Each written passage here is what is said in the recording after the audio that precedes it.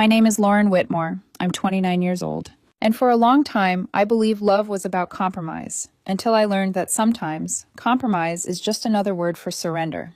Up until 8 months ago, I was engaged to a man I thought I would spend my life with. His name was Ethan Cole. We'd been together for 4 years, engaged for one. We met the way so many people in San Francisco do, through mutual friends, at a rooftop birthday party where everyone pretended they weren't checking LinkedIn between drinks. We were both in tech, both ambitious, both convinced that someday, if we just worked hard enough, everything would click into place. For a while, it did. We shared a tiny one-bedroom apartment in the Mission District. Secondhand couch, mismatched plates, late-night takeout eaten straight from the containers. It wasn't glamorous, but it was ours. And then everything shifted. The recruiter reached out on a Tuesday afternoon. Small startup, early stage, but the offer made my hands shake. Senior engineering role, full ownership over back-end infrastructure, and 0.8% equity. Life-changing if it worked. There was one catch. They were based in Austin, Texas. I waited 2 days before telling Ethan, rehearsing the conversation in my head like a speech I couldn't afford to mess up. That night, we sat on the couch eating pad thai from a paper box. "So," I said carefully, "I got contacted about a job." He barely looked up. "Another recruiter?" "Kind of. It's different." That got his attention. I explained the role, the equity, the funding, the vision. He smiled at first, real smile, proud smile. Then I said the word Austin. His face changed instantly. "Austin?" he repeated. "As in Texas?" "Yeah. Lauren, we've talked about this," he said, already pulling back. "My life is here, my friends, my career. I'm not moving to some dead city." "It's not dead," I said quickly. "And this isn't just a job. This could set us up for life." "If," he shot back. "You want me to gamble my 20s on a maybe?" We argued for 2 hours. Not yelling, worse than that. Calm, sharp, final. Over the next month, the same conversation replayed itself, always ending in the same place. And then, one afternoon at a coffee shop near his office, Ethan gave me an ultimatum. "If you take this job," he said, staring straight into his cup, "I'm not coming with you." I felt something settle in my chest. "So, you're asking me to choose?" "Yes." I imagined staying, turning it down, marrying him, and resenting him forever. 2 weeks later, he gave me back the ring. By mid-March, I was on a plane to Austin with 2 suitcases and a future that terrified me. And I didn't know it yet. But this was the last time Ethan would ever have power over my choices. Austin didn't greet me like a fresh start. It greeted me like a test. The first night, I stood in the doorway of my new apartment and listened to the emptiness, how sound bounced off bare walls, how the silence felt louder than traffic ever did back home. The place smelled like fresh paint and cardboard. My 2 suitcases sat by the door like I hadn't decided whether I was staying. I told myself it was temporary, just until I got furniture, just until I met people, just until I didn't wake up reaching for a body that wasn't there. But the truth was simpler, uglier. I was alone. I slept on a mattress on the floor for the first month. No bed frame, no nightstand. My phone charging on the carpet beside me like I was still 22, pretending this kind of struggle was romantic. It wasn't. It was cold air from a cheap AC unit. It was eating tacos from food trucks because I didn't own pans. It was coming home at midnight with my shoulders locked from stress and my brain still running through code paths like prayers. And it was Ethan. Not in the way people mean when they say they couldn't stop thinking about someone. Not a warm ache. He was a phantom weight. Because it wasn't just that I missed him. It was the way my mind kept trying to rewrite the story so it hurt less. If I hadn't pushed so hard. If I'd offered him something better. If I'd waited for a different offer. Sometimes I'd catch myself opening Instagram, scrolling without thinking, half hoping I'd see his name, half terrified I would. But he was gone. We'd unfollowed each other in the first week after the breakup. No dramatic posts, no public sadness, just the clean, surgical removal of each other from our timelines. Which made it worse, because there was no villain I could point to, just a man who'd loved me, until loving me required inconvenience. And that realization burned in quiet places. At Apex Analytics, nobody cared about my heartbreak. They cared that I could build infrastructure that wouldn't collapse under scale. The company was tiny when I joined. 12 people crowded into a bright, chaotic office where whiteboards covered every surface, and someone was always microwaving something that smelled like regret. The founders, David and Priya, moved like people who hadn't slept properly in months, but their eyes were alive in a way that made you sit up straighter. They didn't talk about the company like it was a job. They talked about it like it was a mission. Austin isn't the story, Priya told me on my third day, when she found me still at my desk at 10:40 p.m. The work is. The impact is. David was blunt, almost aggressively so. We're building something that will either change enterprise data processing, he said, tapping my onboarding packet like a gavel, or it'll crash and burn spectacularly. Either way, it won't be boring. That should have scared me. Instead, it made me feel strangely held. Because if I failed here, it wouldn't be because I was unlovable. It would be because the universe doesn't hand out guarantees. And after Ethan, I could respect that kind of honesty. The first month, my life became a loop. Wake up, code, meetings, more code. Crash into the mattress, repeat.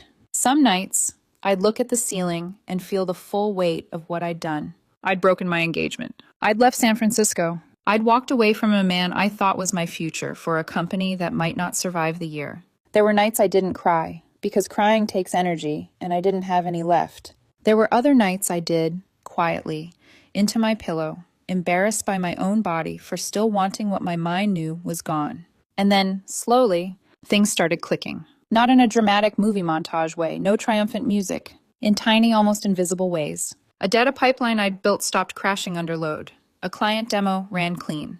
Priya nodded at something I said in a meeting and wrote it down. And then came the first big moment. We landed a Fortune 500 client, a $2 million annual contract. I remember standing in the all-hands meeting with a lukewarm coffee in my hand, listening as David announced it like he was trying not to smile too hard. People cheered, someone cried, someone else started clapping like their hands might save their life. I didn't cheer, I just did math. Because when you've spent your whole life being practical, joy always arrives with numbers attached. If we were landing contracts like that, we weren't just surviving. We were building momentum. Then another client signed. Then another. By June, we were processing over 50 billion data points per day. The office changed. Not physically, still cramped, still loud, still smelling faintly of espresso and anxiety. But the energy shifted. It wasn't just hustle anymore. It was belief. I started hearing words like board pressure and market conditions tossed around like casual conversation. And then, one evening, after everyone else had left, David stood in the doorway of my office. He looked tired. His tie was loosened, like he'd been strangled by his own ambition all day. "You ever think about how fast this is moving?" he asked. "Every day," I admitted. He smiled, small, private. "Good, because the board's pushing. They want us to consider going public sooner than expected." My stomach dropped. "That's insane," I whispered. "That's the point," he said. That night, I walked home under the warm Austin sky and realized something terrifying. For the first time since leaving Ethan, I wasn't thinking about what I'd lost. I was thinking about what I might win. And that was when the universe, like it was listening, decided to remind me that the past doesn't stay buried just because you stop looking at it. Because 2 months later, without warning, my name started appearing in places it had never been before. Not big headlines, not celebrity level, but enough. Tech blogs, investor chatter, a quote about early infrastructure leadership. My friends back in San Francisco started texting. "Is this you?" "Lauren, what the hell? Congrats." "Girl, you're everywhere." I tried to shrug it off. But deep down, I felt something stir, a quiet dread I couldn't name. Because I knew Ethan still had eyes, even if he wasn't following me, even if we weren't speaking. News travels in the Bay like wildfire. And if my name was circulating, it was only a matter of time before it reached him. I told myself I didn't care. I told myself he made his choice. But that night, lying on my mattress, I stared at the ceiling and imagined the moment Ethan would see my name beside a company on the verge of exploding. And I hated myself for wondering, would he feel regret or would he feel opportunity? The all-hands meeting happened on a Wednesday morning, the kind of morning that feels ordinary right up until it isn't. The office was louder than usual, people clustering in small groups, whispers that stopped when leadership walked by. Someone had dragged extra chairs into the common area. David and Priya stood at the front, not smiling. That's how I knew. David didn't waste time. "We're going public." For half a second, no one reacted, like our brains needed permission to believe him. Then the room exploded. People screamed. Someone dropped a laptop. A designer near the window burst into tears and hugged the nearest human within reach. Priya had to raise her hands to calm everyone down. "The IPO is scheduled for October 15th, she continued. We've priced the shares at $24. Early projections show we could open significantly higher. I didn't scream. I didn't cry. I sat perfectly still, my heart pounding so hard it felt like it might fracture a rib. Because my brain was already doing what it always did when things got emotional. It went to numbers. I owned 0.8% of Apex Analytics. If the valuation held, I stopped calculating halfway through, not because I couldn't, because I was afraid of what the answer would mean. That night, I called my parents. My mom cried immediately, full, unfiltered sobs that made me hold the phone away from my ear. My dad kept repeating, "I'm so proud of you," like if he said it enough times, it would solidify into reality. 6 months earlier, I'd been sleeping on a mattress on the floor, wondering if I'd ruined my life. Now I was standing in my kitchen, barefoot, staring at a future I hadn't let myself imagine. The weeks leading up to the IPO were chaos. Press interviews, photo shoots, company emails forwarded with subject lines like, "Have you seen this yet?" Apex was everywhere. And because I'd joined early, and because the back-end infrastructure had been a nightmare before I rebuilt it, my name started appearing in articles. Not in headlines, but enough. Enough that anyone who'd ever known me would see it. I didn't think about Ethan. Not consciously. But when you spend years with someone, part of your brain keeps them on file forever. October 15th arrived with brutal clarity. I woke up at 5 a.m., heart racing, unable to sleep. The market opened at 6:30 a.m. Pacific time. I watched from my apartment as our ticker appeared on the NASDAQ screen, priced at $24. Within the first hour, it hit $41. By the end of the day, it closed at $38.50. I sat on my couch, laptop balanced on my knees, staring at my brokerage account like it might vanish if I blinked. On paper, I was worth just over $12 million. It wasn't liquid. I couldn't touch most of it for 6 months. But it was real. My phone buzzed as nonstop. Former coworkers, old friends, distant acquaintances who suddenly remembered my name. And then, at 8:03 p.m., a notification appeared that made my stomach drop. Ethan Cole. "Hey, Lauren, I saw the news about Apex. Congratulations. That's incredible. Can we talk?" I stared at the screen for 10 full minutes. Part of me wanted to throw my phone across the room. Part of me wanted to respond immediately. I did neither. I waited until the next morning. "Thanks, sure, what's up?" His reply came almost instantly. "Can I call you?" We spoke that night. It was awkward at first. Too careful. Like two people stepping around furniture that used to belong to them. Then he sighed. "I made a mistake," he said. The words landed heavier than I expected. "I shouldn't have given you that ultimatum. I was scared. I was selfish. I think about it all the time." I didn't interrupt. "I miss you," he continued. "I miss us." Silence stretched between us. "I know how this looks," he said quickly. "I know you probably think I'm only reaching out because of the IPO. But I've been thinking about this for months. I just didn't know how to reach out. And when I saw the news, it felt like a sign." "A sign," I repeated, my voice flat. "I've dated other people," he said. "None of them felt right. I kept comparing them to you. I realized I let the best thing in my life go because I was too stubborn to take a risk." He paused. "I'm not asking you to take me back. I just want to see you, in person. I'll fly to Austin." I didn't answer right away, because hearing his voice had done exactly what I'd been afraid it would do.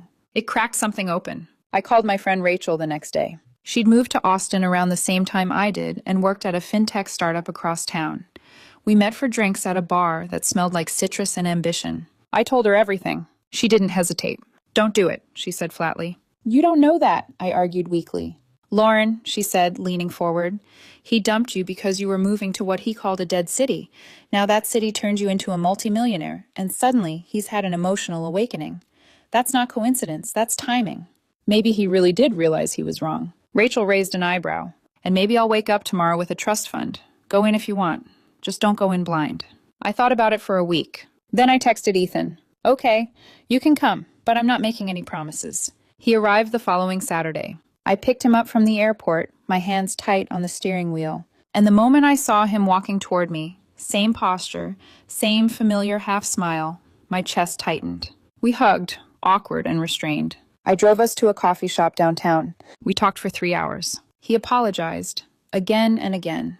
Said he'd been immature, that he'd prioritized the wrong things, that he'd spent 8 months regretting his decision. He told me about the women he'd dated, a finance consultant, a product manager at a big tech company. "None of them were you," he said softly. "I'm willing to move," he added. "I'll come to Austin. I'll quit my job. I'll start over. I just want another chance." I wanted to believe him. I really did. But something felt off. The way his eyes flicked to my watch, the casual questions about my apartment, the curiosity about my plans. Small things. But small things add up.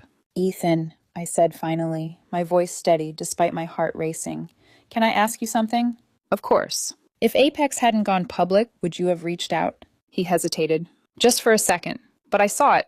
I don't know, he admitted. Maybe not this soon, but eventually. That answer followed me long after he flew back to San Francisco. And I knew deep down we were standing on a fault line, and it was only a matter of time before something cracked. Ethan flew back to Austin 3 weeks later. By then, we'd been texting almost every day. Nothing heavy at first. Casual check-ins, shared memories, inside jokes that still fit too easily, like clothes you never really threw away. Then the tone shifted. He started sending me listings, Austin apartments with floor-to-ceiling windows and rooftop pools. This one's close to downtown, he texted once. Could be a good fresh start another time. I told myself it was sweet. I told myself this was what effort looked like. But a small, quiet part of me kept watching. That weekend felt good. Too good. We went out to dinner downtown, walked along the river, laughed the way we used to, like we already knew how the other person would finish a sentence. On Saturday night, after too much wine, he kissed me, and for a moment my body forgot everything my brain had learned. On Sunday evening, we sat on my couch, legs tucked under us, the city glowing through the windows. That's when he said it. I've been thinking about the wedding. My stomach tightened. If we get back together, he continued quickly, we shouldn't wait too long, maybe 6 months. We've already lost so much time. That's fast, I said carefully. I know, but... He smiled. Once we're married, things will be easier. Combining finances, making joint decisions, planning investments together. I froze. Investments? He blinked. Yeah. I started working with a financial advisor a few weeks ago. My heart dropped. A financial advisor, I repeated. And you've been discussing what exactly? Well, not your money specifically, he said, then hesitated. But I mentioned we might be getting back together, and she gave me some guidance. Something cold spread through my chest. Ethan, I said slowly, we're not even officially back together. You're twisting this, he snapped. I'm just trying to be smart. Smart would be taking things slow, I shot back. Smart would be rebuilding trust. What you're doing feels like planning a merger. His face flushed. That's not fair. I'm not some gold digger. Then why the rush? I asked. Why marriage? Why advisors? Why now? He stood up, pacing. Because I love you. Because I want a future. Because I don't want to lose you again. I stood too. Then love me where I am, I said, not where my net worth is. The fight exploded after that. He accused me of changing, of becoming cold, of letting money turn me into someone suspicious and guarded. I accused him of seeing opportunity where there should have been patience. Eventually, the words ran out. I drove him to his hotel in silence. He flew back to San Francisco the next morning. 2 days later, I got a text. I think we want different things right now. Maybe we're just in different places. I didn't reply. Because for the first time, the truth felt clear. This wasn't love returning. It was access. And I was done confusing the two. 4 months passed. Not the dramatic kind of time that announces itself with milestones or speeches, but the quiet kind that does its work slowly, in the background, while you're busy living. The lockup period ended in stages. I sold shares in careful tranches, exactly the way my lawyer and accountant recommended. After taxes, I was sitting on just under $7 million in liquid cash. Enough to breathe. Enough to choose. I bought a house in Austin, nothing flashy. Clean lines, big windows, a backyard that caught the afternoon sun just right. I furnished it deliberately, piece by piece, choosing things because I liked them, not because they fit anyone else's vision of success. I stayed at Apex, but I stepped back from the grind, transitioned into a role that let me mentor, build thoughtfully, and still have a life outside of work. For the first time in years, my calendar had white space. I filled it with travel, with dinners that didn't end in arguments, with mornings that didn't start in dread. Ethan texted once around the holidays. Merry Christmas, hope you're doing well. I replied the same way, nothing more. Through mutual friends, I heard he was dating someone new, a woman in finance, San Francisco, predictable. I felt nothing. Not relief, not bitterness, just distance. And that's when I knew I was done. A few weeks later, one of his friends reached out, saying Ethan wanted to clear the air and talk again. I declined politely. Some doors don't need closure. They close themselves. Someone asked me recently if I regret how things ended. I don't, because Ethan showed me who he was twice. The first time when he asked me to choose between love and ambition. The second, when he came back only after the ambition paid out. I'm grateful for both lessons. I trusted my instincts. I chose the unknown. And I built a life that doesn't require anyone's permission. I'm dating again. Casually, intentionally, with no rush and no illusions. Turns out Austin has a nightlife after all. Who knew?